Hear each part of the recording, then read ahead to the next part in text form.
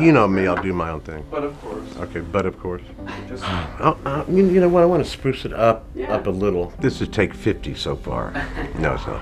yeah, we're good. All right, do it again. I don't like your look.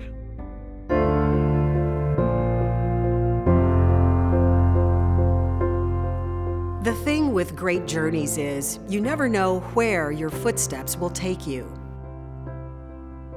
Malcolm Slatko walked into the life of 7 Acres in 1980 with a beard and a master's degree in gerontology and long-term care from the Center for Studies in Aging, plus a residency in Cleveland, Ohio.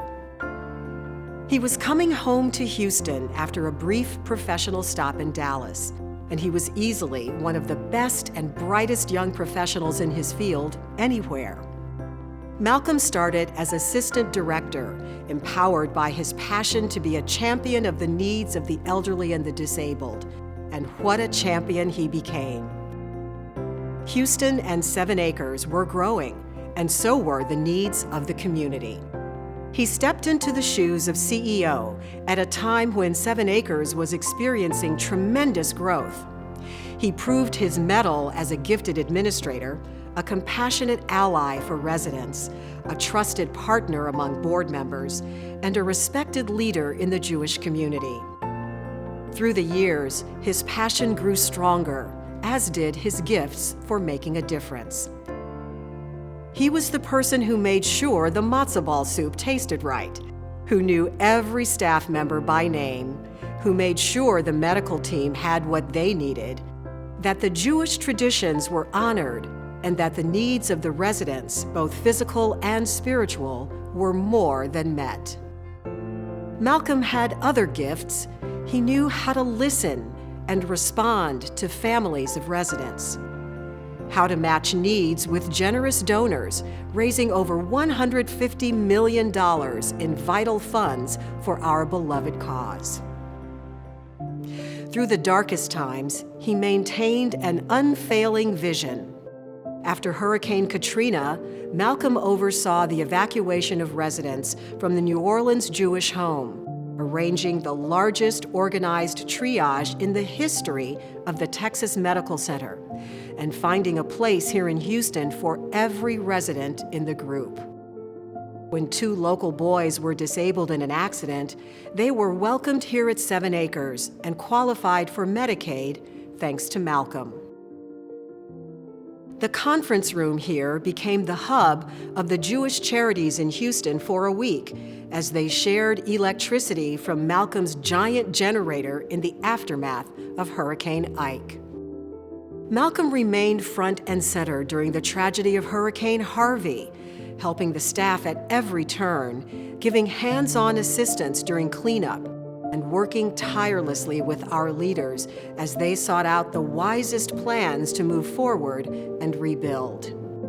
Though he walked beside us for almost 40 years, it is impossible to underestimate the footprint he leaves on our hearts and minds.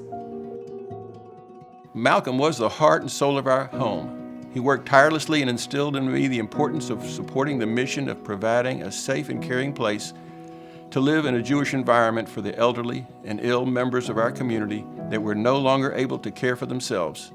This care would have to be provided regardless of the residents' ability to pay. Malcolm understood the amount of hard work and money it took to operate a Jewish home. He would often say that if there was no Jewish home, we would have to work hard to invent one. To fund this effort, Malcolm set the example by persuasively explaining the importance of the home and getting the financial support of individuals and foundations. He was proud to say that he took Brannard Street over to here to South Braeswood. And when you work 40 some odd years and take it from 12 people, I think where we started, to close to 300 people, adding all sorts of programs, adding all sorts of professionals here. He was a leader in his field, not only in the state of Texas, but I think across the country. He also recognized a growing need for assisted living, and under his guidance, we raised the funds and built our beautiful Medallion facility. Malcolm didn't just talk the talk, he walked the walk.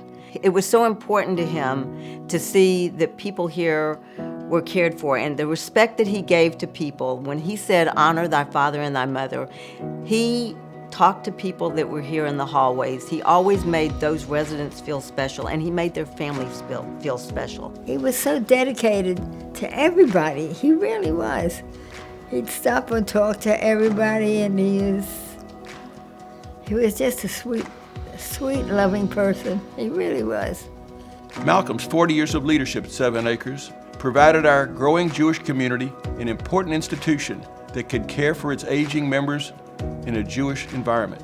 I think it's really important for someone like my great-grandma to have 7 Acres as a home because she came from the Holocaust, and for someone like my great-grandma who's always happy, it's a very nice environment for her, and she has friends here, and all of the staff here are so nice to her and help her with all of her needs, and it's just an amazing place for someone that came from an experience like that to come to such an amazing home.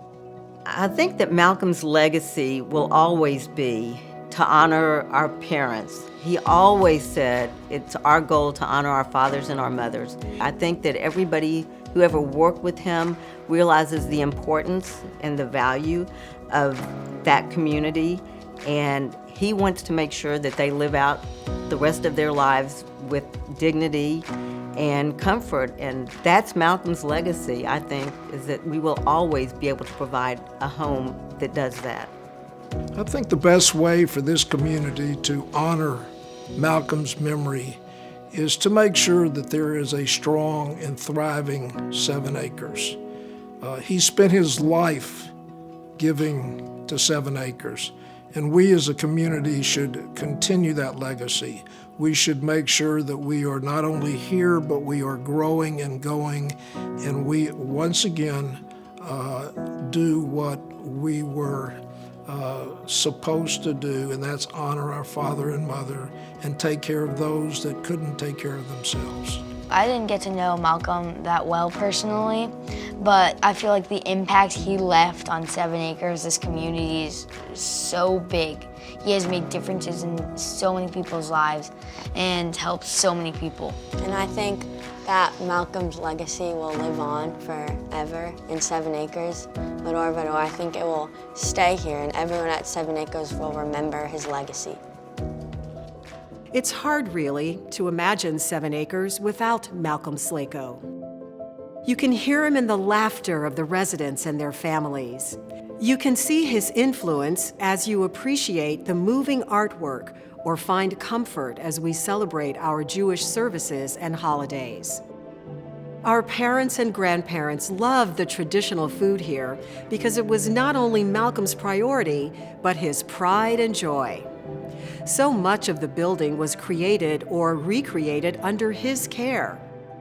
The fresh and happy new interiors, the daycare center, the Alzheimer's wing, the medallion-assisted living residence, and the fact that you are watching today is because Malcolm and board members had the idea for yearly galas to raise the necessary funds to cover critical charitable care for the most vulnerable.